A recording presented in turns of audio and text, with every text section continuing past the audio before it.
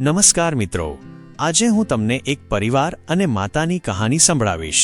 એક ગામમાં એક સુખી પરિવાર રહેતો હતો। તે પરિવારમાં 3 ભાઈ અને 1 બહેન હતા। તેમના માતા-પિતા તે ચારેયને ખૂબ પ્રેમ કરતા હતા, પરંતુ તેઓ વચ્ચેના દીકરાથી થોડા પરેશાન હતા। મોટો દીકરો ભણી ગણીને ડોક્ટર બની ગયો હતો અને નાનો દીકરો પણ ભણી ગણીને એન્જિનિયર બની ગયો હતો, પરંતુ તેમનો વચ્ચેનો દીકરો બિલકુલ અશિક્ષિત અને રખડું બનીને રહી ગયો હતો। હવે તેમના 2 દીકરા ડોક્ટર અને એન્જિનિયરે લગ્ન પણ કરી લીધા હતા અને થોડા મહિના પછી તેમની દીકરીના પણ એક સારા ઘરમાં લગ્ન થઈ ગયા હતા, પરંતુ વચ્ચેનો દીકરો હજુ પણ કુંવારો જ હતો, કારણ કે તે બિલકુલ અભણ હતો અને ક્યાંક મજૂરીનું નાનું કામ કરતો હતો। તેથી તેને લગ્ન માટે કોઈ છોકરી મળી રહી ન હતી અને તેના માતા-પિતા તેનાથી ખૂબ પરેશાન થઈ ગયા હતા। હવે જ્યારે પણ તેની બહેન તેના માયકે આવતી ત્યારે પહેલાં તે તેના ડોક્ટર અને એન્જિનિયર ભાઈઓને મળતી, પરંતુ તે વચ્ચેના ભાઈને ખૂબ ઓછી મળતી હતી, કારણ કે તે વધારે પૈસા કમાઈ શકતો ન હતો। તેમ છતાં તે પોતાની બહેનને ખૂબ પ્રેમ કરતો હતો। હવે તેમના પિતાનું વચ્ચેના દીકરાના લગ્ન કર્યા વગર જ મૃત્યુ થઈ ગયું। માતાએ વિચાર્યું કે ક્યાંક કોઈના મોઢે ભાગલાની વાત ન નીકળે, તેથી તેમણે પોતાના જ ગામની એક સીધી સાદી છોકરી સાથે તેમના વચોટ દીકરાના લગ્ન કરાવી દીધા। લગ્ન થતાં જ ખબર નહીં શું થયું। હવે તેનો અભણ દીકરો પૂરા મનથી કામ કરવા લાગ્યો અને પહેલા કરતાં ક્યાંય વધુ મહેનત પણ કરવા લાગ્યો। હવે તેને કોઈ પણ મિત્ર બોલાવવા આવે તો તે તેને એ જ કહેતો, ભાઈ, પહેલાં તો હું જેમ તેમ કરીને એકલો કમાઈને ખાતો હતો, પરંતુ હવે મારા લગ્ન થઈ ગયા છે તો મારે મારી પત્ની માટે પણ કમાવવું પડશે અને કાલે આવનારા બાળકો માટે પણ તો જોડવું જ પડશે। એટલા માટે દોસ્ત, હવે હું તારી સાથે નહીં ફરી શકું। એમ કહીને તેનો વચોટ દીકરો સીધો પોતાના કામ પર નીકળી જતો।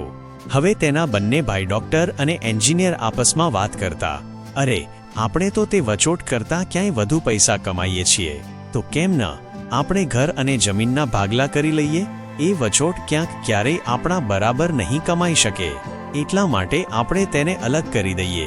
ત્યાં તેમની માતાએ ઘણી વખત ના કહ્યું છતાં પણ ભાગલાની તારીખ નક્કી થઈ ગઈ।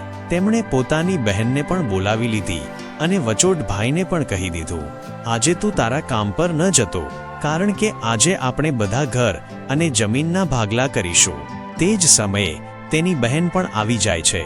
ત્યારે તેનો વચોટ ભાઈ કહે છે, તમે લોકો ભાગલા કરી લો, મને જે પણ આપવું હોય તે આપી દેજો, હું સાંજે આવીને અંગૂઠો લગાવી દઈશ। ત્યારે તેની બહેન કહે છે, અરે બેવકૂફ, તું તો અભણ જ રહીશ, જમીનનો ભાગ તો આપણે સામસામે બેસીને નક્કી કરવાનો હોય છે। તેના બંને ભાઈ પણ વચ્ચેના ગમાર ભાઈને ઉલટું સીધું કહેવા લાગે। તેની માતા પણ તેને કહે છે, બેટા, આજે તું કામ પર ન જા, ભાગલા તારી સામે થશે તો જ સારું છે। તે જ સમયે વકીલ પણ આવી જાય છે। વકીલ કહે છે, તમારો બધો હિસ્સો મળીને 10 વીઘા જમીન છે અને તમારું ઘર છે। હવે એ કહો કે કોને કેટલો હિસ્સો આપવો છે, હું તે હિસાબે ભાગલાના કાગળ બનાવી દઈશ। ત્યારે વચોટ ભાઈ કહે છે, વકીલ સાહેબ, 5-5 વીઘા મારા બંને ભાઈઓના નામે લખી દો અને આ જે આપણું મકાન છે તે મારી પ્રિય બહેનના નામે કરી દો। ત્યારે તેના બંને ભાઈ અને બહેન આશ્ચર્યથી પૂછે છે, અને તું હિસ્સામાં શું લઈશ? ત્યારે વચોટ ભાઈ હસીને જવાબ આપે છે, મારા હિસ્સામાં મારી પ્રિયમાં છે ને। અને ત્યારે તે તેની પત્ની તરફ હસીને કહે છે, કેમ, મારી પ્રિય પત્ની, શું મેં ખોટું કહ્યું? તેની પત્ની પોતાની સાસુને ભેટીને કહે છે, માંથી મોટી વસિયત શું હશે મારા માટે? અને તે જ સમયે તેનું અભણ પતિ પણ પોતાની માને ભેટી પડે છે। અભણ દીકરા વહુના આ પ્રેમે જમીન જાયદાદના ભાગલાને એક સન્નાટામાં બદલી નાખ્યા।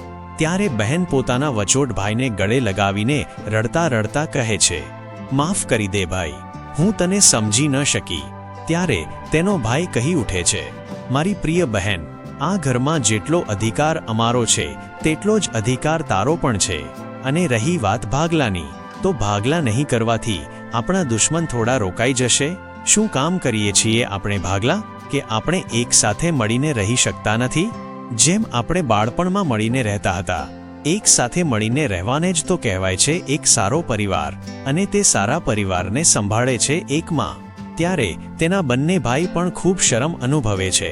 તેમણે ભાગલાના બધા કાગળ ફાડી નાખ્યા અને તે દિવસ પછી જ તેમનો પૂરો પરિવાર ખુશી ખુશી એક સાથે રહેવા લાગે છે।